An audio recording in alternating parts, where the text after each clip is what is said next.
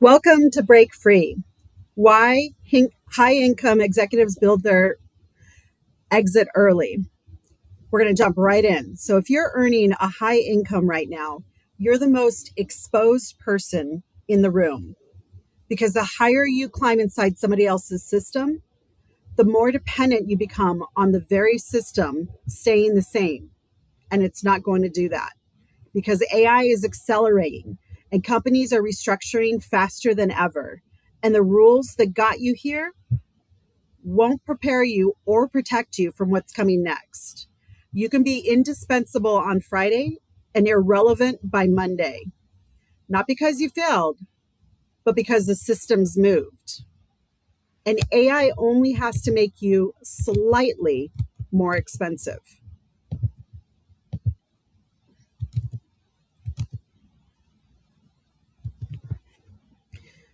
So, my question to you, if your role disappeared in the next 6 to 12 months, how fast could you replace your income without your job? Not theoretically, not eventually, like in real life. Because what you're seeing right now is that the smartest executives, they're not waiting to find that out. They're building something quietly while they're still having leverage, while they still have income, and while they still have options. Not so they can quit tomorrow, so that they can stop becoming dependent. And that's what this conversation is all about. In the next 30 minutes, we'll look at the patterns that stall successful transitions to entrepreneurship, what we call E to E, employee to entrepreneur. And we'll show you a structured path that reduces the risk and accelerates momentum. And then we'll share how to work with us if you want to create options for yourself. And after that, since this is live, and Mark and I, we are not AI clones, we'll answer questions that you post in the chat. So now let's look at the scoreboard. What's puzzling is that what you're doing is everything right. You've climbed, you've done all the meetings, you've delivered, you've built credibility, and yet you don't control your time, your income ceiling, or whether your role survives the next restructuring. And some of you are burnt out, having built something impressive that you'll never own. And some of you are watching AI accelerate while quietly thinking, if this shifts faster than you expect, what's going to be your move?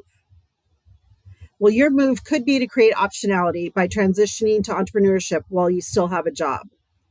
I spoke with a senior marketing executive recently, MBA, 15 years, and a generous six-figure salary with bonuses. He was definitely succeeding at the corporate game. And yet he told me that he could see parts of his job being automated. Not all of it, but enough.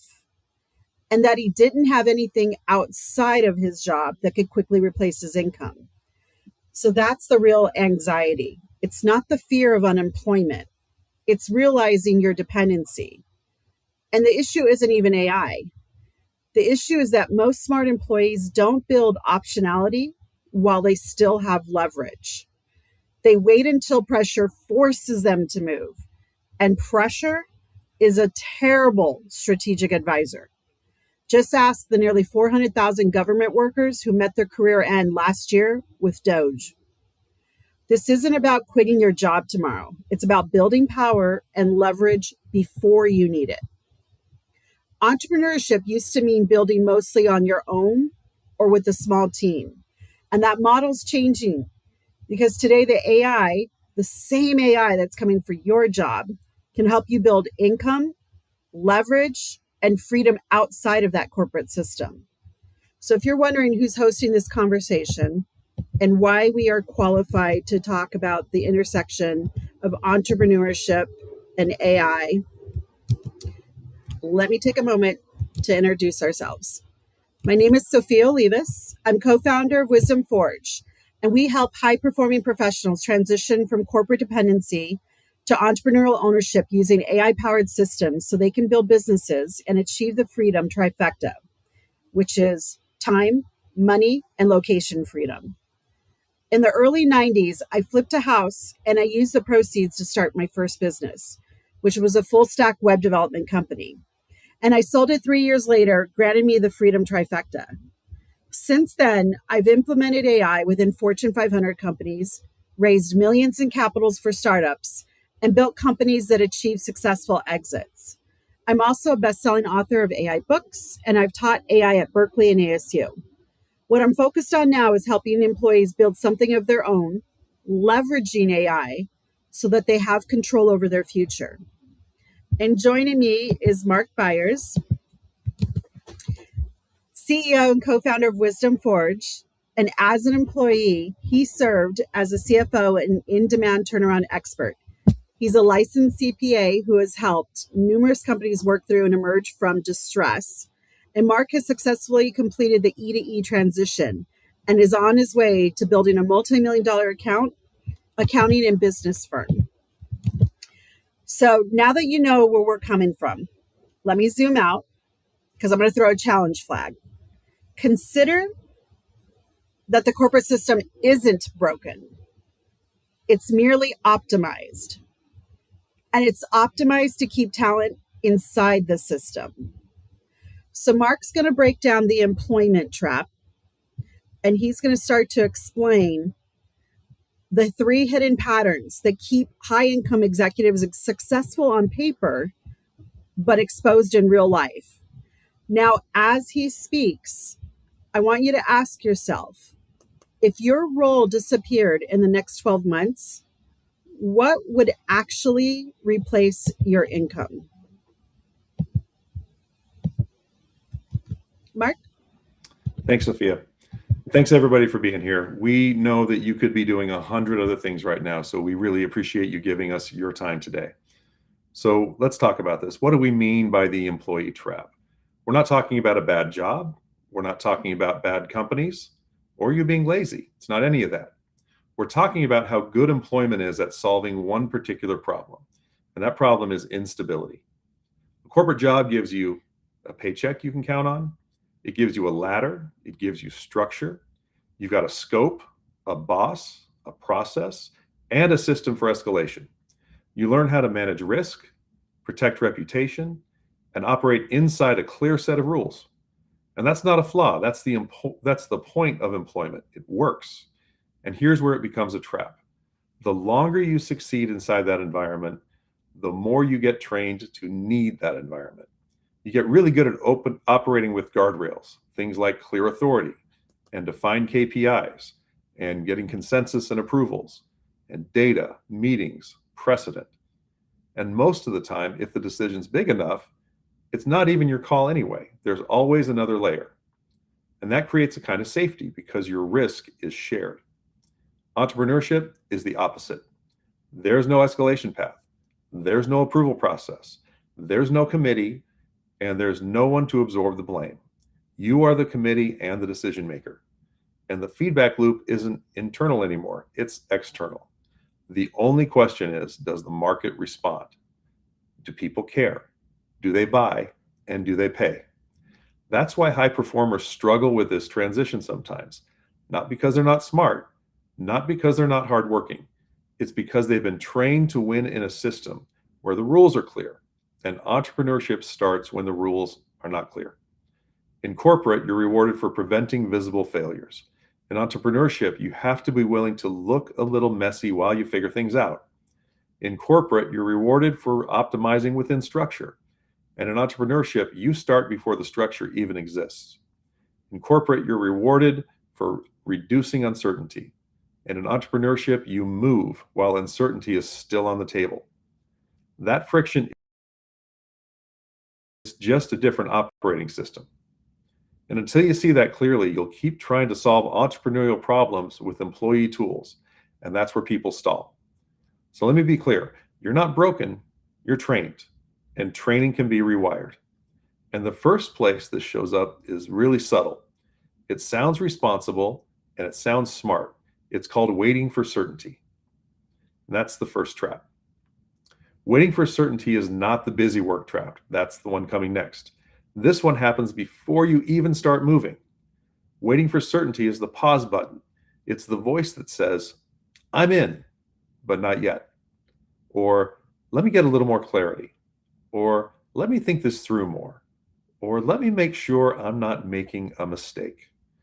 And if you've been a leader in a company, that mindset makes total sense. You've been trained to move after validation.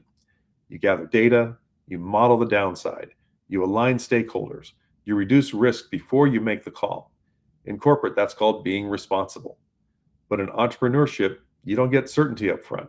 You get certainty after contact with the market. And that's the flip. Inside a company, evidence justifies action. In the market, action creates that evidence. So if you keep waiting to feel ready, you'll never enter the arena. And if you never enter the arena, you don't get feedback. And if you don't get feedback, you don't get clarity. And that's why this is a trap. It feels smart, it feels careful, it feels responsible, and it produces nothing. So what do you do instead? Well, you might run a small controlled test, not quitting your job, not betting the house, not some other dramatic leap. A controlled test is simple. You put a real offer in front of a real person and you ask for a real commitment. Because commitment is the signal, and the strongest commitment signal is money. Here's an example. Let's say you have an idea for an advisory service, coaching or consulting or something like that. The employee brain says, I need to figure out the perfect offer first, get the perfect messaging, the perfect pricing, and the perfect plan. And the entrepreneur brain says, I need to find out if the right people actually want this. So the test would be, you pick an ideal target person. You describe the problem you solve in plain language. You offer a paid diagnostic or a paid pilot, something small, specific, and real. And you have 10 direct conversations. What you're looking for is not applause. You're looking for signal, something that sounds like, yes, I want that, or no, I don't want that, or I don't get it, or I want it, but not at that price, or I want it, but I need it packaged differently. That's all clarity. Notice what we did there. We didn't build anything. We didn't plan anything. We didn't polish anything. We just created market contact through action. And action is the antidote to waiting for certainty. Because certainty comes from evidence. Evidence comes from action. And action comes from getting out of your head and into real conversations. Now, here's the key distinction because people mix these up. Waiting for certainty is when you don't move because you want clarity first. Confusing planning with progress is when you do move, but you move into activities that feel productive while avoiding the market. Trap number 1 is a refusal to act. Trap number 2 is action, but in the wrong direction. And that's where we're going next. Trap 2 is confusing planning with progress. And this is different than waiting for certainty. If waiting for certainty is when you don't move, then confusing planning with progress is when you do move, but you move into the stuff that feels productive because it's familiar and controllable. And for people like us, finance executives, operators, this is where the wheels come off. Because you're not sitting on the couch, you're working. You feel like you're building, you're being responsible, but it's not producing traction.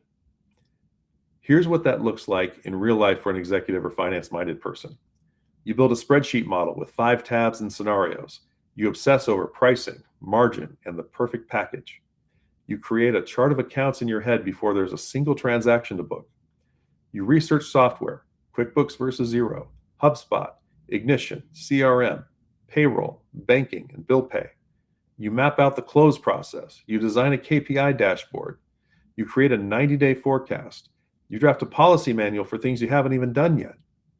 You set up the LLC, the operating agreement gets written, the business bank account gets opened, you get insurance, the whole back office. You build a budget and a hiring plan for a business that doesn't even have employees or customers yet.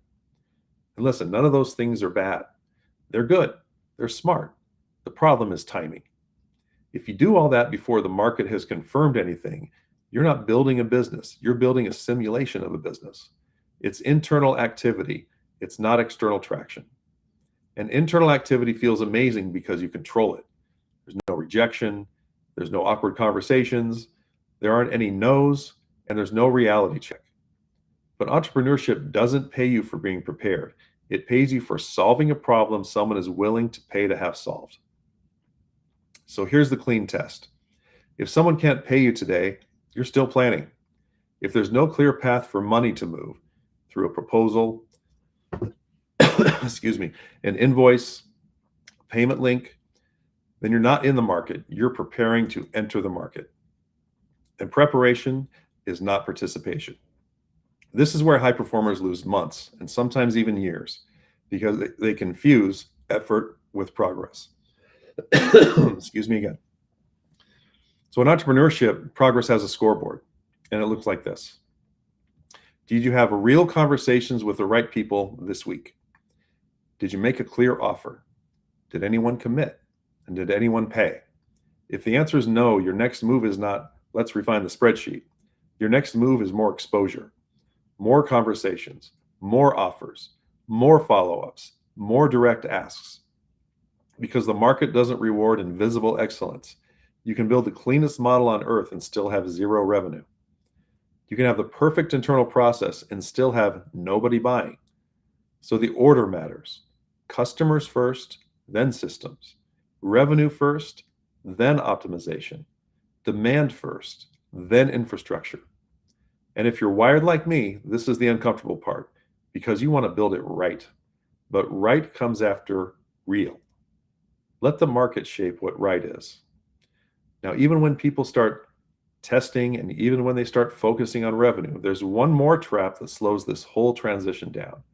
And it's not tactical, it's personal. Trap number 3 is trying to do this alone. I'm going to push a little here because this one is sneaky. People don't call it a trap. They call it being disciplined or private or independent. But a lot of the time, it's just isolation with a better label.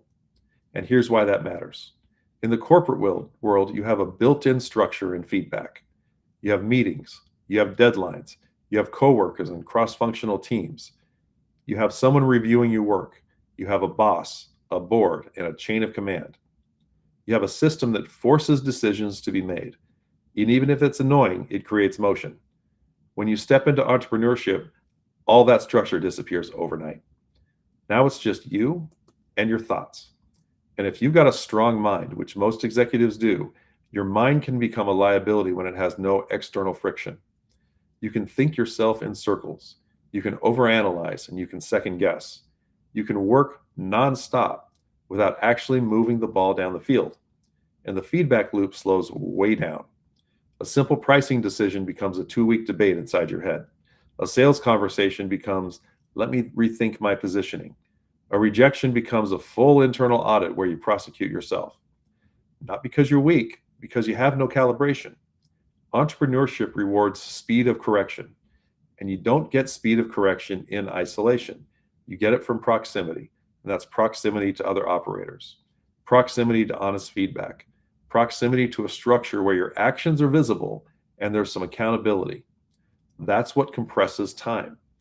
2 people can start in the same place with the same intelligence, the same experience, and the same resources. One works alone, quietly, on nights and weekends with no real deadlines and no one to report to. The other plugs into a system with weekly checkpoints, real feedback, and people willing to challenge them. 90 days later, that first person is still getting ready. The second person has tested offers, adjusted messaging, and closed paid work. The difference isn't talent, it's time compression.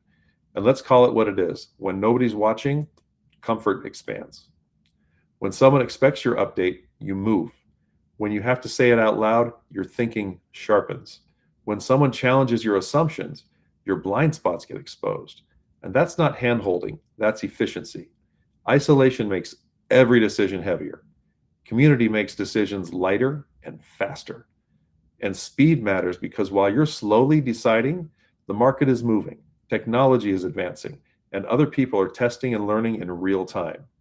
So if you're trying to do this transition alone, you're paying an unnecessary tax in time, in momentum, in missed reps, and in missed opportunities.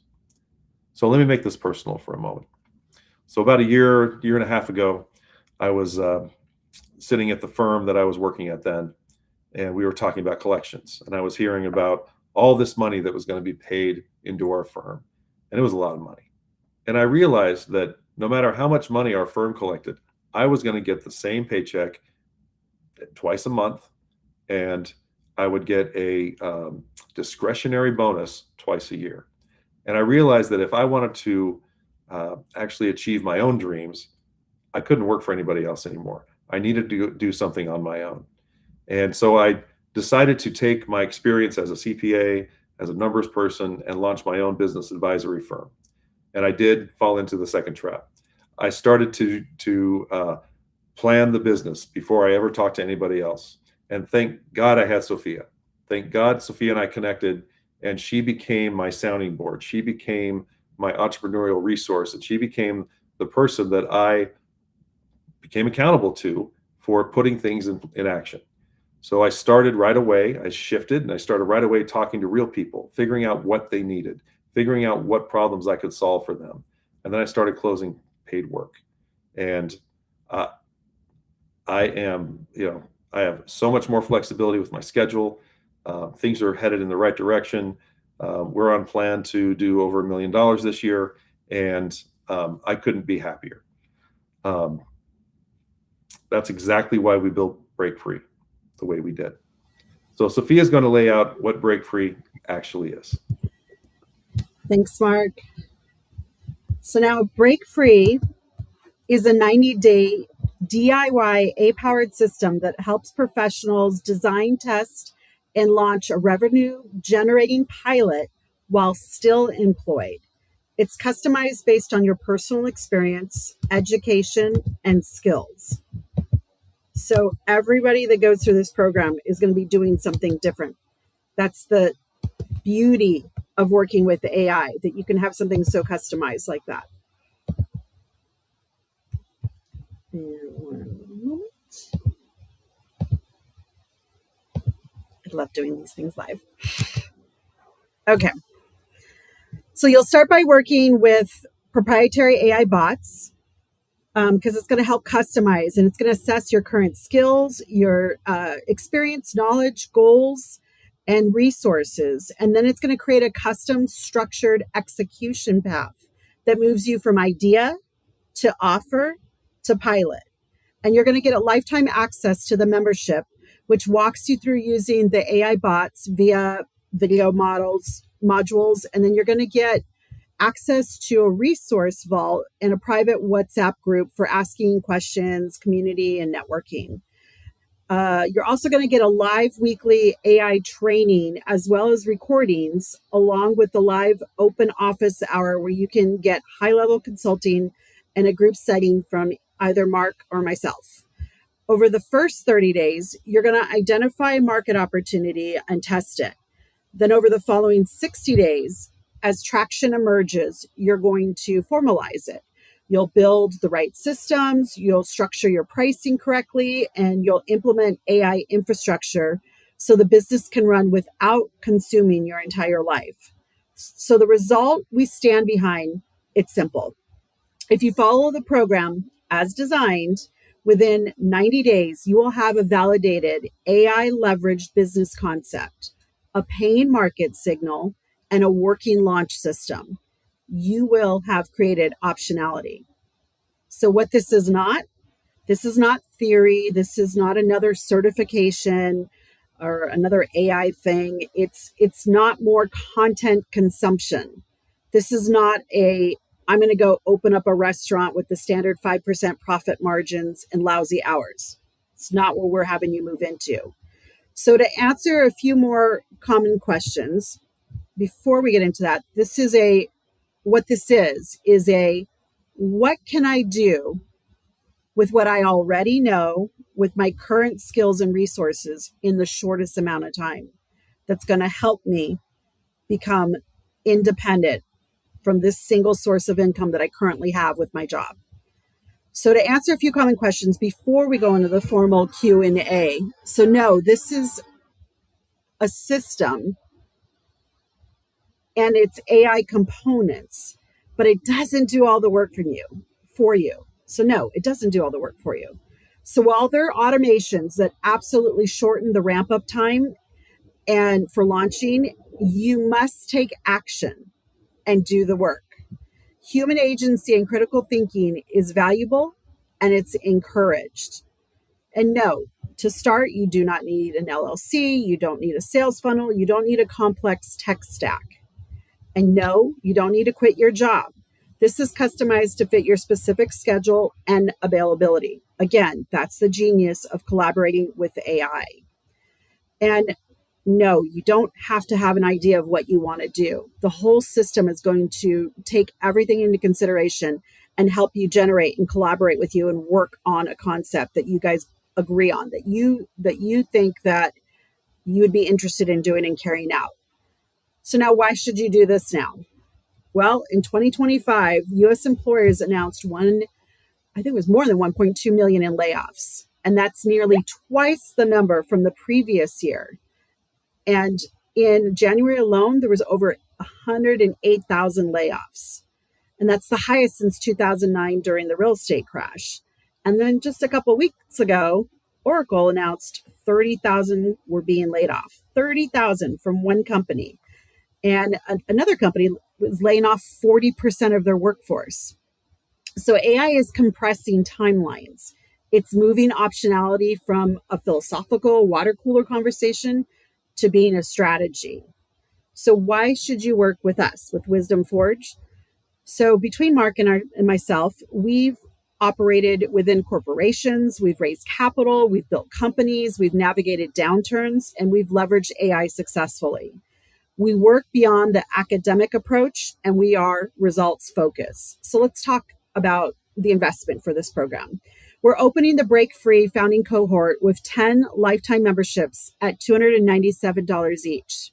So just for context, that's one dinner for two in Seattle, San Francisco, LA, Chicago, on the north, on the east side, DC or New York.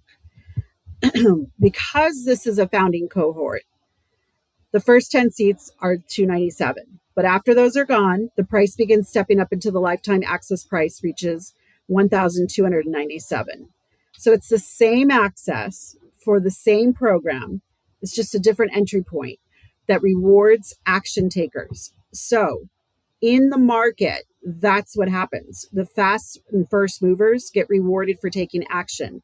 That's a new thing to learn in this AI market. Before, it was always a wait and see and let people go through the first genius of it, right? The first edition. It's not the case anymore.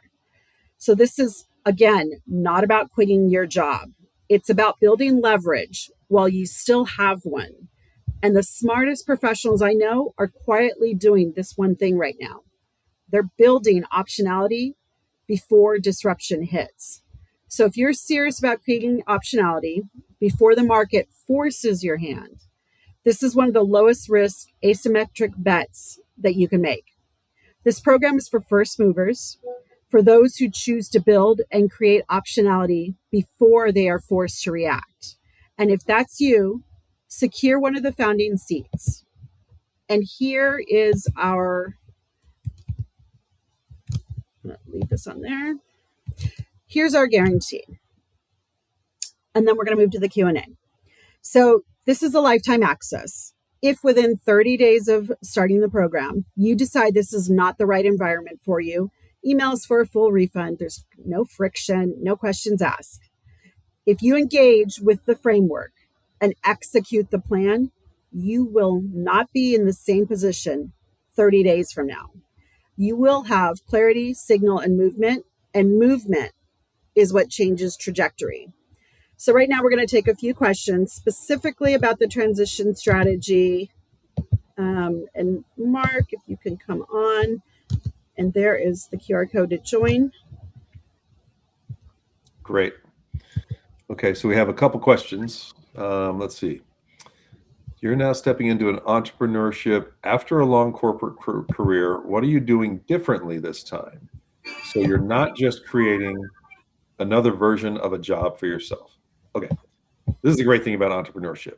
When you design your own company, you can design it the way you want it. So you can design it so you're not tied to a desk all day. You can design it so that you have AI systems and other systems that you can leverage to free up your time. Nobody wants to jump from a job to their own company, which turns into another job. Totally get that.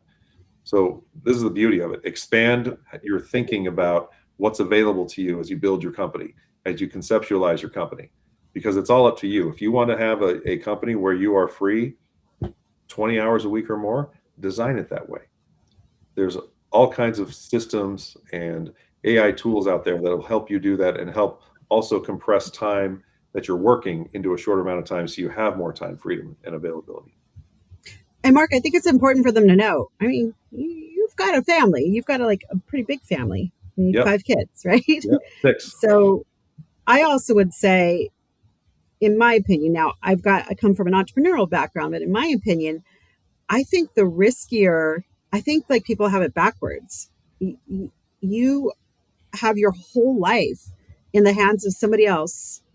You have no control. Like if they choose that you're the line item that needs to be removed, that's out of your control. So I don't know. I feel like the riskier path is the employment path. For sure. All right. So the next one. Okay.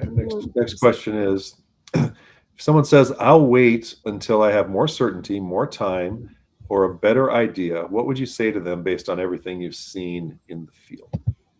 Okay. Sorry. Let me Okay. get that one pulled up. Okay. So here's what I would say. Okay, don't wait too long.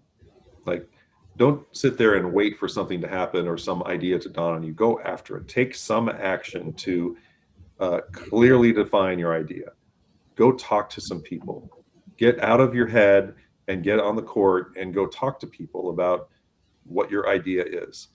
Go talk to them about how much. Go talk to somebody about time. Go talk to somebody about your idea. Go talk to somebody about how you can engage with the market.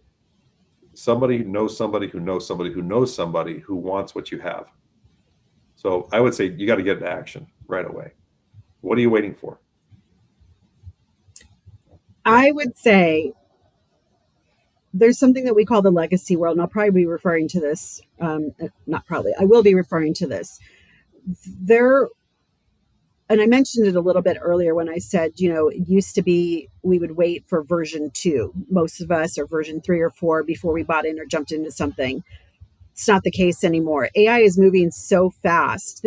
And I've seen this shift before. It was when the internet came on, and I was bringing companies, brick and mortar companies, online. And I saw what happened to those people that refused, that were either they thought they were too big to fail, Blockbuster, Kodak, things like that. And also people that were like, we don't need that. People know where we're at and all that. And, they died. Like the companies, they died. They got steamrolled over. So I don't know.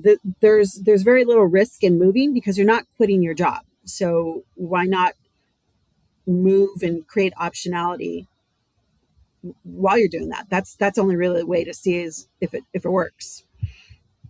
All right. Agreed. Let's see. Hold on. There's some questions up above. So here's one. So it says, from your seat. Oh, this is directed towards you. So from your seat, you've watched layoffs, restructures, and bankruptcies up close. What are the early warning signs employees miss right before they get blindsided?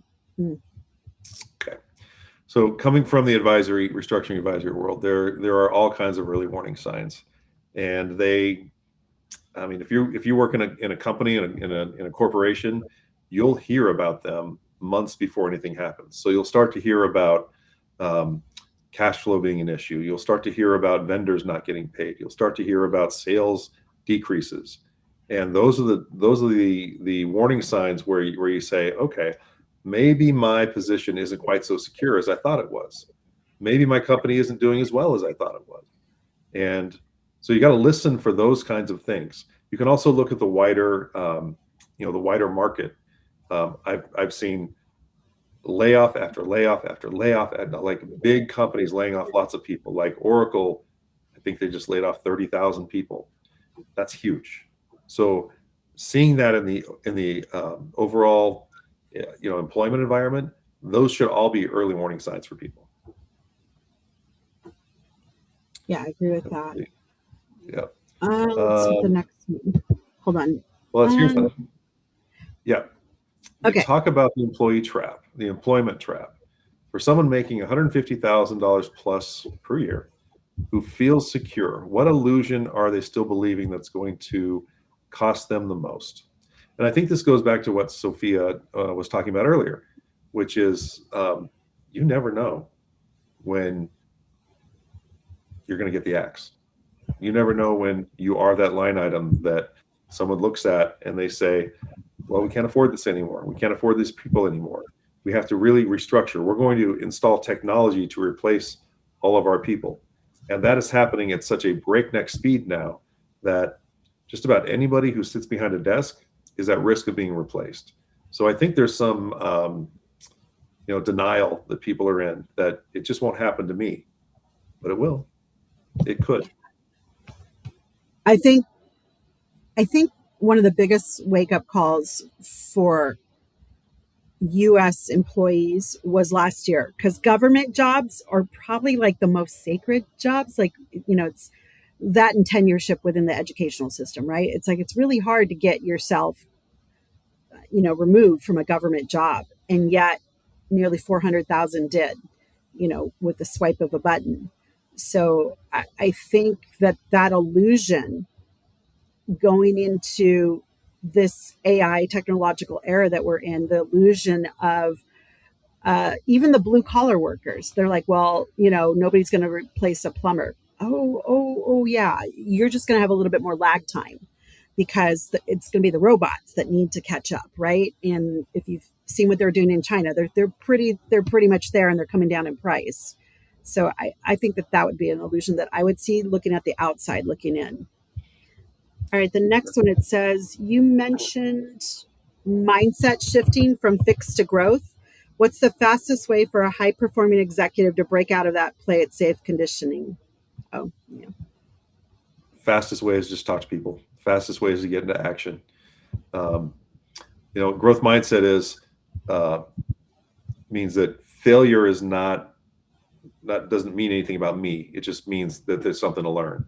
That and challenges are the next the next thing to learn to formulate your business, to operate your business, to make your business grow.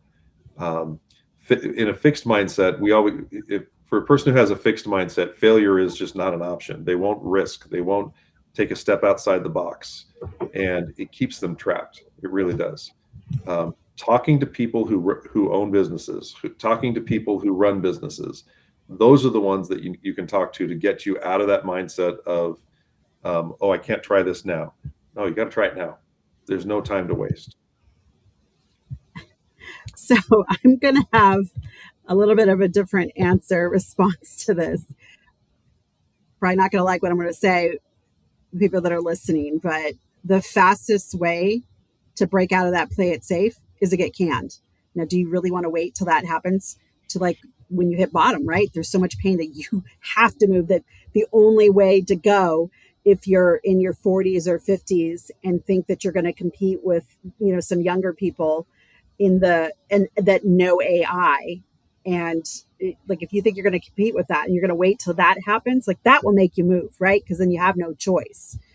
I just suggest not waiting for that. Exactly. Yeah. Yeah. All All right. right, So let's we do got one one more. more, right? All right. One last question that we'll end on. It says, you're now stepping into entrepreneurship after a long corporate Oh, we career. did that one already. I Uh, think. no, I think we did the one No, above. we did If that one I already. wait, We did that one already too. So there's one I see here. It again. says you spent decades inside corporate That's the as a CFO and restructuring advisor, seeing companies rise and collapse. thing. At what point did you realize the safe path was actually the riskiest path? Okay. So I'm 57. So, I'm at the kind of the last third of my career, I would say, and seeing that if I kept going the way I was going inside of corporate and working for other people and helping them get rich while I got my salary and my bonus, um, that was going to be pretty risky for me. I don't want to risk having being at retirement age and not having retirement set up. I don't want to risk um, having to go find a part-time job in my golden years because I didn't do something early enough to capitalize on my skills, on my talents, and on all the things I've invested in over my career.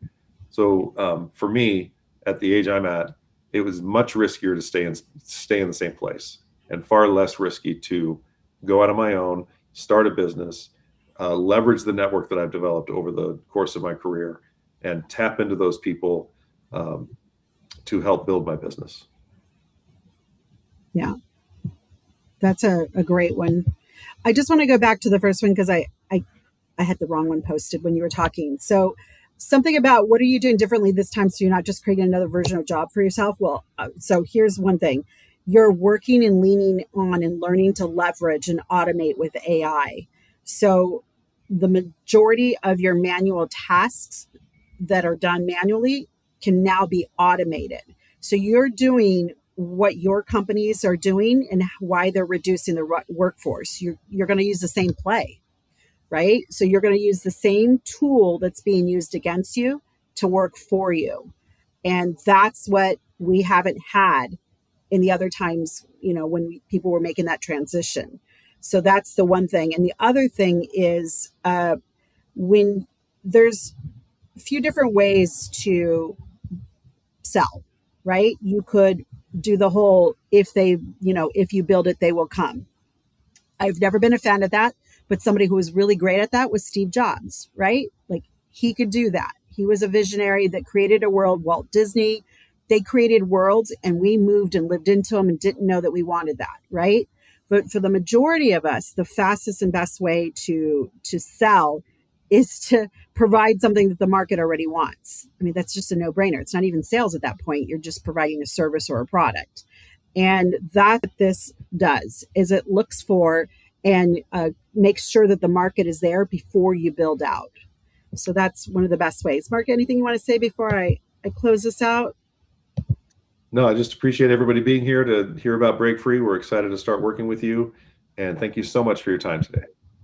Yeah, thanks so much. And I just want to end with, if you know that this conversation's about you, don't wait for the disruption to make you and push you into a corner. Build your leverage now while the choice is still yours. And if you're ready to move, secure one of the founding cohort seats.